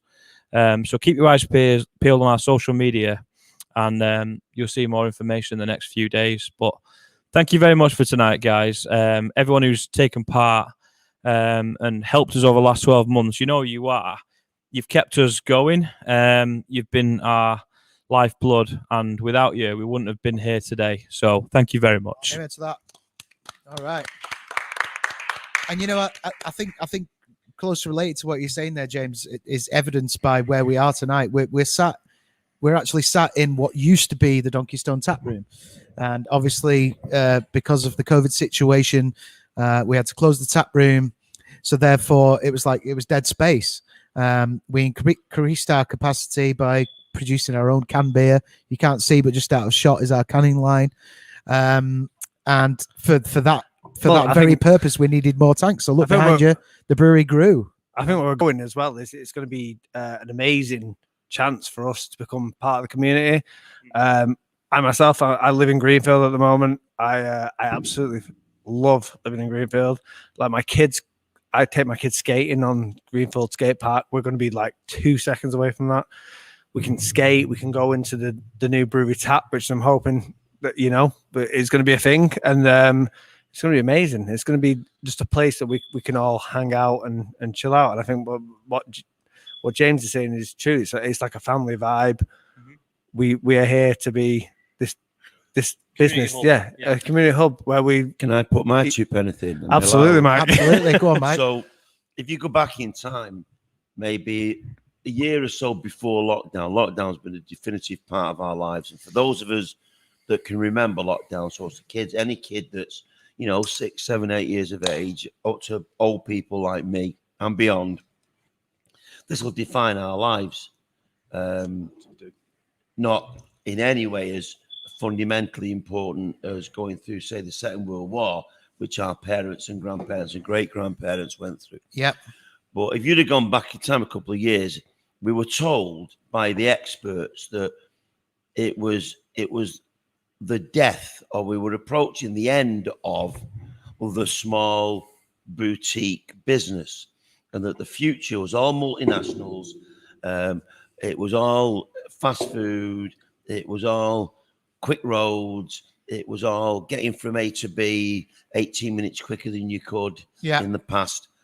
And I think, and I'm a come here, and I've lived in Saddleworth 30 odd years now. You're an honorary Saddleworthian now, Mike. No, mate, I'm from Salford. I still get people saying, "You're not from here," And Viv moved with me here 20 odd years ago. Both my girls were brought up and went to school. Were born in Saddleworth, went to school in Saddleworth, Chevy and Neve. Yeah. And I watched Upper Mill High Street go from a place with some clothes shops and a few charity shops and a pub or two to the amazing place it is now. And I watched everywhere start to expand. Every village, something happened.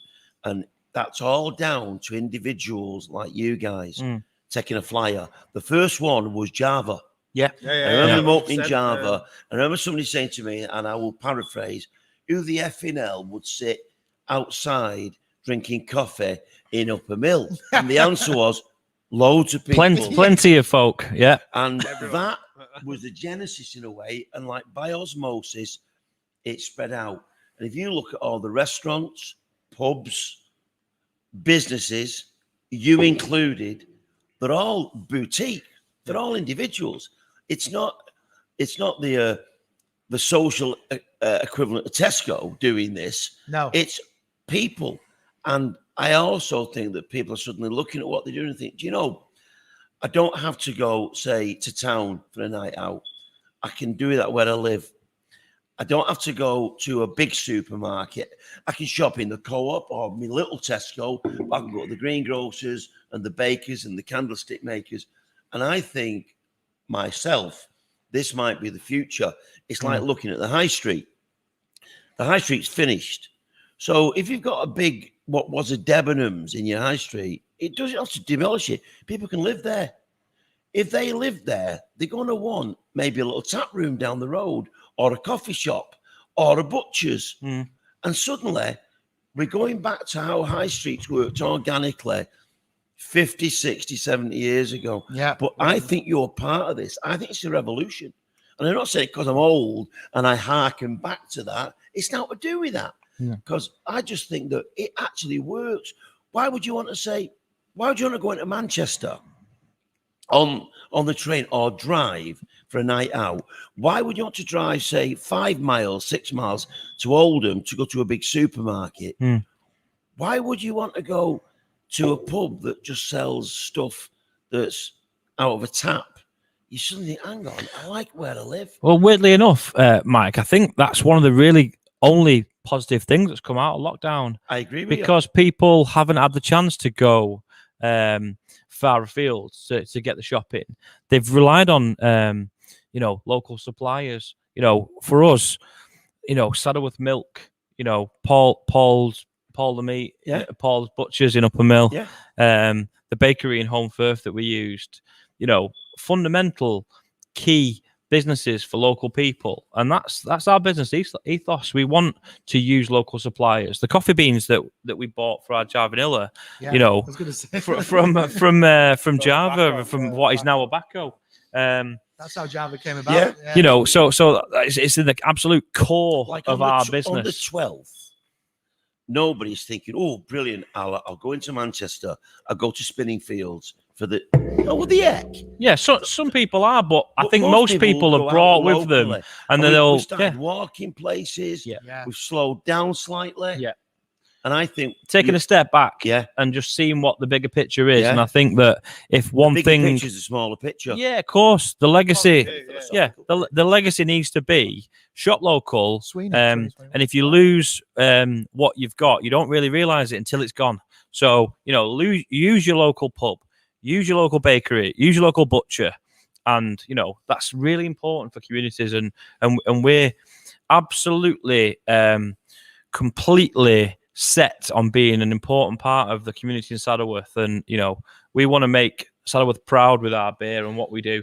We have an amazing place here. Somebody said to me, "What's it like where you live?" I said, "Well, if you can imagine somewhere like Alderley Edge or Prestbury," I said, "but with real people, with all due respect, if you live there, I'm not in any way being pejorative, but with ordinary people who work for a living, you know, people that empty bins and people that work in shops. Yes, it's very pretty. Yes, you can say, oh, it's a bit posh. Well, it certainly isn't posh. It's full of real people, and it's an amazing community. As I say, I'm a Cumbernander. There are people I meet, and I say, "Where were you born?" Here. Oh, right, okay. When? 60 years ago. And people stay here. And you're right, it is unique. And the Cumbernander, like you're a Cumbernander in a way, aren't you, Paddy? To an extent. Well, I was. Your dad was here first. Yes, yeah. You know, to a certain extent, you've been out and back, and you know. Yeah. You know, you're right. So Dad was from Moston. Yeah. That's what I mean. He was a Cumbernander. My mum was from Failsworth. She was a Cumbernander. I was born and raised in Saddleworth. Yeah. Then I moved out. I did Manchester, Liverpool. Then you came back in. Then I came back. That's right. So you're right. Just when you thought you were out, they pull you back in. Right. You thought you were in, you were out. Lads, let's just enjoy our next beer, eh? I mean, I think I'm having a bit of this.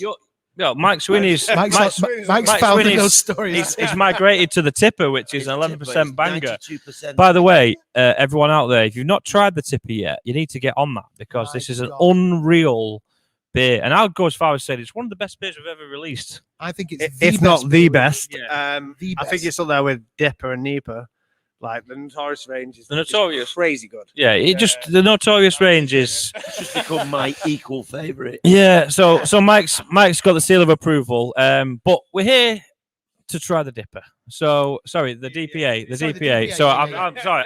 I've clearly had too much. I was here to try the Dipper. I'm working on that right now. So we're going to try the DPA, which grab the DPA me and Thomas have got in our glasses right now. Just quickly, I'll do a couple of comments. You do some comments, Paddy. Just based on what we did with regards to the future plans for Donkeystone. Thanks, guys, in advance for your support.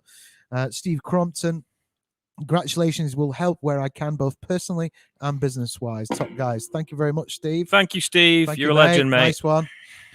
Carl was on to say, well done, lads. Thanks very much, Carl. Well done, Carl. Thank you. Bertie Bertram. I'm loving that name. Loving the stream, lads. Thank you very much indeed. Thank you. And Mike Ure, great show, guys. Didn't get a pack, I'm afraid, but I've been drinking Kai and got a Tarippa ready to hopefully not end with the spinning room. Let's hope not, Mike. The spinning room. And Mike's a top guy as well, who is been a big advocate of the brewery. So thank you, Mike, and cheers, mate. Cheers, Mike. Thanks very much. Yeah. Well, listen, guys. You know, the obviously the plan for tonight is. We did put the social sesh. Social what? We talked about this before, didn't we? Well, this at the moment. Social. You're waiting for me to form. Social sesh. What was the thing that you said you couldn't pronounce? I can't say I've got to do it slowly. That was Donovan and Sunshine Superman. If you do it quickly. Donovan and Sunshine Superman. Donovan and So. This was the first social sesh from Donkeystone. Obviously, the idea is we've sold out the tasting packs ahead of time. That is not important. If you want to join in with the social sesh packs, next time we're going to be doing this hopefully every month. The idea will be that we'll put together a different pack each month for you to try it out. But However, hey, I mean, you can just drink whatever you want, right? You can drink whatever you want. You can join us for a drink, and you can, it's basically a big night in, isn't it? That's the idea. That's what we want to do, especially while the pubs have been closed. We want to do something that you can sit at home and enjoy, but feel like that social interaction you get at the pub. Sesh. Yeah, of course. So, Mr. Smeem was on to say, couldn't think of a better way to spend a Friday night at home. Cheers, guys. That's lovely. And how's about this, Mike? One of our old pals has popped up. Hey up, Mike and Paddy. It's Paul Bonnie from Australian Pink Floyd. Hiya, nice to see you, Paul. It's been a long time. Paul, mate. Hi, Paul. Hi, Paul. From me and Tommy, you didn't say hey up to. So. Hey, Paul. We're just sat here doing nothing. Yeah, it's all right. We're not bothered. We're a second. I need to get me long cloth over- cap and me whip it. We're long overdue a beer, Bono. We are right. Great Let's move. seeing you, mate. DPA. Thomas, DPA, tell us here a we little bit more about our flagship beer, DPA, please. God damn, I have been waiting to do this. So this is DPA. It is the first beer that Donkeystone ever did. I didn't brew it the first time, but I brew it a lot. So it's a lovely little bit. It's we've changed it slightly since the first conception. It was quite bitter when we first started. We've dropped that bitterness out. It's got some New Zealand Chinook hops, which is classic Donkeystone. Oh, we love a New Zealand hop, right? We love them. Yeah. Again. It's got some Centennial, Cascade, got some Citra in it. Yeah. This is seriously like a throwback to about 5 years ago. Yeah. But in a good way. It's like it's awesome. It's a good just pale ale that you want to drink. That we did, and it's a good sort. It's clear. It's not vegan. We just don't. No, it's kind of flawless, I guess. This kind of beer for us, because it's what we want to drink, it's what we enjoy drinking, and it's what a lot of our company ethos is based around. Is that sat with your friends and we've got beers of all styles and all strengths, but this one is a classic, fairly session, crispy IPA. It's not quite. Well, it is session. It's a 4.7 banger, if you will. But it's clear, not like the other. Sorry, We've had some sessions on this. We've had some mega sessions on this. But it's a clear one compared to the Notorious range, which is more. Absolutely, yeah. So it's an American style IPA, and it's completely fine. So unlike the Notorious range, which is hazy and fruity, this has got fruit, but it's a little bit more crisp. It's a little bit more upright. It's a little bit more straightforward. But again, a lovely beer that you can enjoy on a sunny afternoon. And yeah, we love it. I used to really enjoy it on keg out of the taps as well. Yeah, it's a really nice beer on keg. So, this one came out at about the same time as Punk IPA came out. Yeah, if you remember. So this is sort of like a sort of punk. Our punk, yeah. So this is our range of punk IPA. So if you like that sort of thing, this is like, if I dare say, it's a better version of punk. Yeah, we've nearly sold as much as Brewdog's Punk IPA as well. I think we'd like to announce here that we're opening bars in Japan, Toronto, Huddersfield, Toronto, Miami. Yeah, we're millionaires, guys. So don't let the rubbish cars fool you. Just quickly going back to Bonner there on the comments. He said he's never tried this IPA. Well, Paul, easily done. It's easily done, and I'll tell you how you can do it. All you need to do is add the Donkeystone app or go onto the Donkeystone website. And here's a little bit of something that'll tell you how to do it.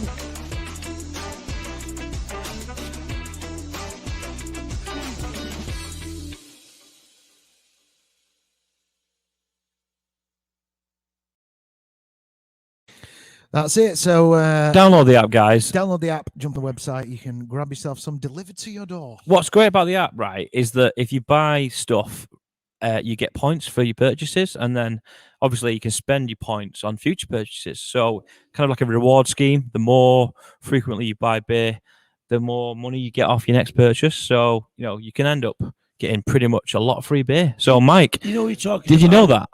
No, I didn't. I can't believe you've not got our app. Brewed. Yeah, I've not even got a phone. Cup and string. Go on. Yeah, sorry, Brewdog. Couple of tin cans and a piece of string. You know, Brewdog. Yeah. Are they the sort of the first of people like you? In terms of in the UK scene, definitely. You know, they were here at the start, and they were the first one to really break the barrier to become a really established brewery. And I think, I mean, correct me if I'm wrong, I think they're one of the most important breweries in the world today. For me. Yeah. I know that there's a lot of people that say like Brewdog's a dirty word. For me, Brewdog isn't a dirty word. Like without Brewdog, I don't think I'd even start brewing. So Brewdog are cool. They just put it out there that IPA is a cool product. Whether or not they're the Carling of IPA now, who cares? They put it out there for everyone. Listen, and as a punter, I remember him starting and thinking that's cool. And I'm not a massive beer drinker. No. It was just like, look, we're not a multinational company that brew anything and sell it to anybody, but we don't really care. No, it's called lager. That I felt that they actually cared. And you might say, well, they're massive now, but I remember very, very early on when they first started, as if they took a flyer. It's, I mean, in terms of Brewdog, they're huge, but their ingredients and everything is still amazing. So they're still an independent brewery, and we can't say anything bad about Brewdog. Do you think you guys would ever, or is it a complete right? Sorry, it's a bit like saying to somebody that's in a band, do you think you'd ever open ever? Are you asking if we're the new Led Zeppelin? Is that what you're saying? No. Right, talking to someone like Paddy saying, have you ever thought of maybe opening a PA company, for making equipment? Yeah. Do people like you ever think, look, we're a local, we brew local, but is it a different world for you to say, well, I think we'll get a pub? Or does that? No, that never happen? Listen, definitely for us, part of the business plan would be to expand our offering in terms of what we can give to consumers. Our tap room, when it was open at Borshurst, was wildly popular. So to replicate that is definitely in the business plan. If in the future we can have a number of pubs and bars and craft tap rooms around the country, fantastic. I remember them opening the Albion tap. Yeah. So it's a room. What's it like? I said, it's a room. It has a bar in it. Great beer. And they sell beer. Yeah. Yeah, no, but what else? Nope, that's about it. That's it. It's a room with a bar. One room, one bar, loads of tables and chairs, and lovely beer. I mean, I when I'm there, I used to have a glass of wine and stuff. Yeah. And a bit of entertainment now and then. There's no pool table. There's no telly. There's no flipping canned music. Beer and conversation. Beer and conversation. Listen. And that to me, I just thought, this might be the future. Absolutely. I kind of agree with you there. And I think it's like Field of Dreams. If you build it, they will come. Absolutely. And closely.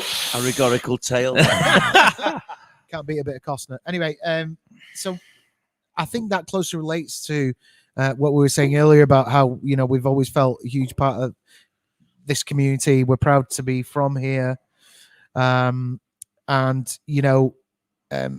The tap, when we had the tap room here and we were operating the tap room, it was very much a family affair. Like, I used to come in here and there would be, dogs everywhere. Dogs everywhere. Yeah, Brewdog. Yeah, obviously. There are dogs everywhere. You've got families come in. So mum and dad have come in with their tiny little baby, or you can get a buggy in nice and easy. The walkers who were just up the road there have just come down. In between stops, they were having a couple of beers. You've got old guys in here drinking some of the cask beer. You've got young guys in here drinking the cask beer. I'd come in and bring Luna in, whatever. It just had a great community hub, family feel. You look at the ages ranging across here. Incredible. From quite young to ridiculously ancient. Yeah. Me. we tried to recreate it tonight. It's amazing. Yeah, we just need a dog. Yeah. But it's something we're very proud of. Should we move on to our next beer? Our last beer of the night. Final beer. Tell you what, just because I've not done this for a while, let's just do this. Play.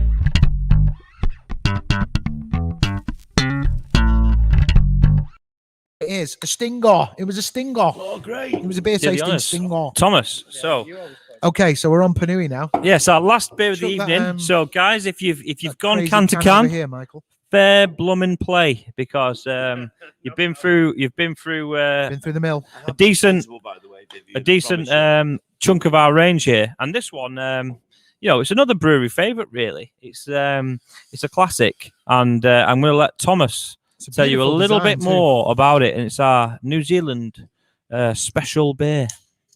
So this is a very cool little brew, as you all know. It's if you get aroma, it's that classic New Zealand vibe that you get. It's a juicy little bad boy. Works a bit like grapes, don't they? Absolutely. So in different places, they taste different. So if you were to have a UK Chinook hop, it's not going to taste at all like a New Zealand or a American Chinook. So this is why it's like grapes, I suppose. Like like in the wine region, they just taste different because of the way they've done. Anyway, Sun-dried tomatoes. Sun-dried. What's a Chinook? James loves. It's a hop. James loves this sun-dried tomatoes. That you knew. It's also a helicopter. Anyway. Why would you put a helicopter in the beer? Sorry about A helicopter. A little helicopter. Yes, Yeah. Because that's why. Bloody hell. Yeah. So this is Pacific our Jade, Vietnam beer. Mochwaker, and Wakatu. Yeah, which Easy is, for you to say. yeah, Wakatu. Which I mean, it sounds really exotic here, doesn't it? But it might sound like a Tesco bag, in New Zealand. Anyway, these are amazing hops. We just crammed the hell out of it. Yeah, this is a really crammed IPA. Flame out hops, which you get some isomerization. We've got 30 kilo of dry hop on this, and this is crazy good. You are basically drinking, grand's worth of hops while you're drinking this. So rappers should be drinking this. Yeah. It's the new Cristal, basically. Doesn't make economic sense. It was £1,000 worth of hops. No, and it's 58 quid a can, Mike. So I don't know what you're on about. Oh, all right. 52. But I think I get like a lovely herbal flavor from the hops and the blended the way that they are. Mike, what do you think of that? Because I know that you like a stronger beer. It's a very hop forward beer. How strong's that? That is 6.2. That'd be a great drink for me. 6.2 on a hot day in a pub. So, because the stuff that I've been drinking, the real like Tipper and that I'd normally drink that at home, or if it was on a night out, I might have one glass and it'd last me for a bit. Yeah. But on a hot day, when you want a cold drink, and you don't want to find yourself flat on your back when you're lightweight like I am, that'd be great. So there should be a little bit of bitterness, Mike. Oh no, if you have a little taste, I like an edge of bitterness all the time. Yeah. So there's that edge to it, but also then we dry hop after. So the main taste is through dry hopping. Our Viv was trying the one out before with like fruity stuff in, the one that's like a red colour. Kato sour. Yeah. And that's okay, but there's a sweetness in that. Whereas I love an edge. So this is compared to that, because we actually put fruit. I in like an edge. So this is like completely just dry hop. Yeah. It's like £1,000 a time. Yeah. Thousands, mate. When you're having a sip of that, it's a bougie beer. So should we hit the comments? Yeah, just going over to the comments. Rachel, I don't think you're alone. Last one, boys. Bit tipsy now. Yeah. Same. Hang on, we're not hitting bucket time, are we, Mike?